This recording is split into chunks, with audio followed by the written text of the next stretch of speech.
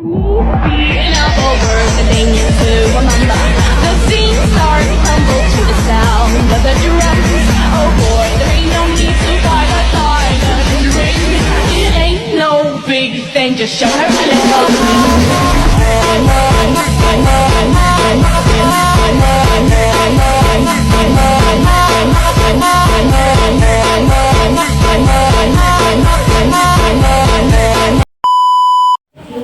Assalamualaikum warahmatullahi wabarakatuh. Sebelumnya perkenalkan, nama saya Siti Wasilah. Saya dari Prodi Ekonomi Syariah semester 2. Dalam kesempatan kali ini, saya diberikan tugas dari dosen saya, yaitu Ibu Sri Yuniati ME, yang mengempuh mata kuliah akuntansi syariah. Dalam kesempatan kali ini, saya menunaikan tugas atau melaksanakan tugas yang beliau berikan untuk ujian tengah semester, yaitu presentasi dalam beberapa materi yang beliau berikan. Pada kesempatan kali ini saya mendapatkan atau saya berkesempatan untuk menjelaskan tentang konsep laba dalam akuntansi syariah. Sebelum kita pergi untuk menjelaskan atau mendengarkan apa yang saya jelaskan kepada kalian, dalam hal kali ini ada 3 poin penting yang harus kalian tahu. Yang pertama, apa sih laba itu? Yang kedua, bagaimana laba dalam akuntansi syariah? Dan yang terakhir yaitu bagaimana laba dalam perspektif konvensional dan juga Islam. Laba dapat menjadi ukuran kinerja keuntungan yang penting bagi perusahaan. Laba yang stabil atau meningkat menunjukkan keberhasilan perusahaan dalam menghasilkan pendapatan yang cukup dalam menutupi biaya dan memberikan keuntungan kepada pemilik atau pemegang saham. Laba yang konsisten juga dapat menjadi indikator pertumbuhan serta stabilitas bisnis. Laba dapat digunakan untuk berbagai tujuan, termasuk investasi dalam bisnis, pembayaran dividen kepada pemegang saham, mengurangi hutang, pengembangan produk atau ekspansi bisnis, dan yang lainnya. Jadi, ketika kita sudah mendapat keuntungan itu bisa kita putar lagi untuk melunasi hutang ataupun sebagai investasi serta stabilitas bisnis. Laba mencerminkan perbedaan antara pendapatan dan biaya sebuah perusahaan dalam jangka waktu tertentu. Dalam bisnis, tujuan utama adalah mencari laba. Tentu saja, seseorang melakukan bisnis itu untuk mendapatkan sebuah keuntungan. Laba yang baik menunjukkan kesehatan dan keberhasilan bisnis, sedangkan laba yang rendah atau bahkan kerugian dapat menjadi tanda masalah yang perlu diatasi. Dalam akuntansi, laba tercatat dalam laporan keuangan perusahaan seperti laporan laba rugi atau laporan laba ditahan. Laporan ini memberikan gambaran tentang pendapatan, biaya, laba, dan laba bersih suatu perusahaan dalam periode waktu tertentu. Jadi, dari seluruh pengertian yang saya jelaskan, laba itu ialah sebuah keuntungan yang dicari oleh seorang pembisnis untuk menstabilkan keuangan perusahaannya. Poin yang kedua yaitu laba dalam akuntansi syariah. Laba dalam akuntansi syariah adalah selisih antara pendapatan dan biaya yang dihasilkan oleh satu perusahaan dalam suatu periode. Laba dapat dihitung dengan menggunakan rumus laba sama dengan pendapatan dikurangi biaya.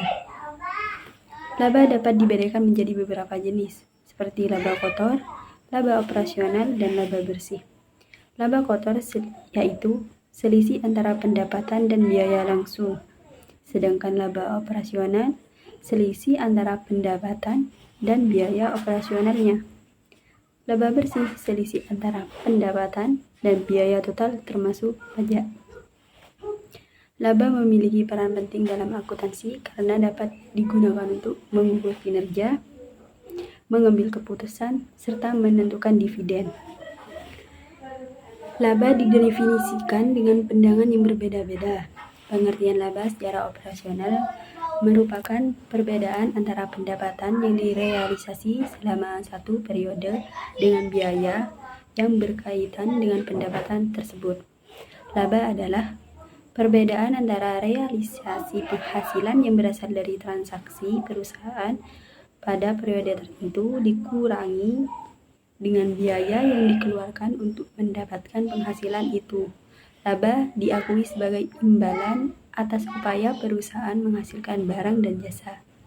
Berarti laba merupakan kelebihan pendapatan di atas biaya total yang melekat kegiatan produksi dan penyerahan barang dan jasa. Jenis-jenis laba ada 5. Yang pertama, laba thayyib. Laba thayyib mencakup keuntungan yang diperoleh dari bisnis yang halal sesuai dengan prinsip syariah. Laba ini mencakup keuntungan dari bisnis yang tidak melibatkan riba, perjudian, atau tindakan yang dilarang oleh Islam. Yang kedua, laba al-adl atau laba adil. Konsep laba yang adil diberikan kepada berbagai pemangku kepentingan. Prinsip-prinsip syariah menekankan pentingnya pembagian keuntungan yang adil kepada mitra bisnis, karyawan, dan pemegang saham. Yang ketiga, laba zakat.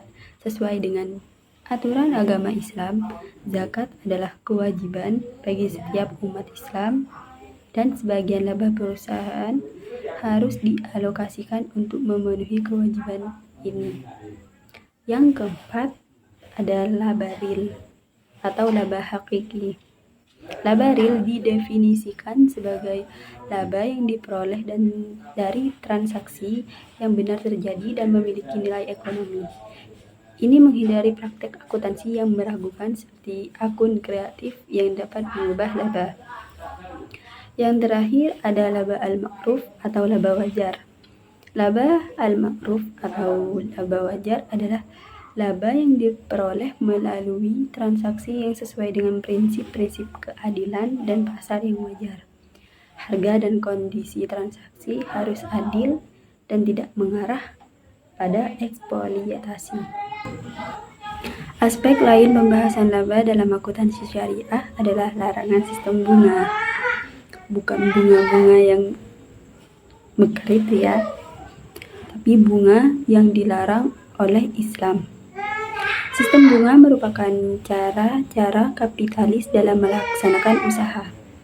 Islam melarang sistem penentuan tingkat pengembalian kapasitas modal sebagaimana pada sistem bunga karena pemilik modal tidak menanggung resiko atas modal yang disetorkan untuk pengelolaan bisnis.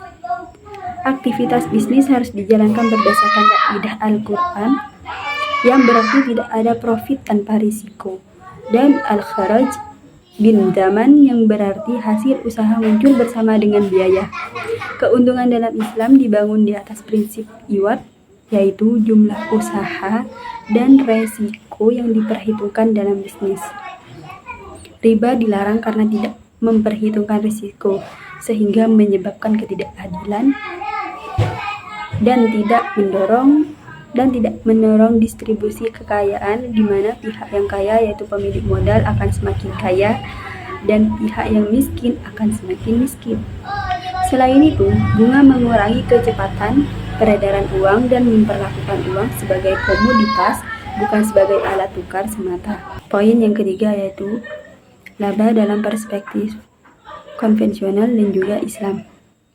Keuntungan atau laba dari perspektif Islam dengan menggunakan Al-Quran sebagai sumber tuntunan dalam hidup ini, pada dasarnya hukum Islam merupakan penjabaran dari ayat-ayat yang terdapat dalam surat Al-Baqarah ayat 16 yang satu-satunya ayat yang menyebutkan kata rib, yang berarti artinya laba atau keuntungan. Berdasarkan sudut pandang Islam tentang konsep laba, akuntansi syariah tidak berbeda jauh dengan konsep laba dalam konvensional. Secara umum, konsep laba di dalam akuntansi syariah diperoleh saat kehidupan berlangsung, di mana laba yang diperoleh saat kehidupan berlangsung terjadi saat modal di suatu bisnis mengalami pertumbuhan. Di dalam zakat sendiri, konsep dari laba merupakan pertumbuhan dan peningkatan di dalam menjalankan suatu bisnis. Sedangkan di dalam muamalat, hukum sipil yang memiliki keterkaitan antara bidang sektor ekonomi dan sosial yang berasal dari aktivitas manusia, mendefinisikan laba sebagai selisih antara pendapatan dengan beban. Dari profit perusahaan, secara mudahnya laba dapat diperoleh dari selisih antara penjualan dan pembelian. Laba terbentuk dari 4 hal, yang pada akhirnya akan menimbulkan laba atau rugi bersih. Bersih yaitu pertama adalah keuntungan, yang kedua pendapatan, dan yang ketiga merupakan kerugian. Yang keempat ialah beban. Laba dalam perspektif konvensional dan juga Islam itu tidak beda jauh. Namun dalam pandangan perspektif Islam, laba harus mengikuti aturan yang ada di dalam syariah, seperti tidak adanya bunga. Jika ada salah kata atau pengertian yang belum Anda pahami, saya meminta maaf. Saya akhiri. Wassalamualaikum warahmatullahi wabarakatuh.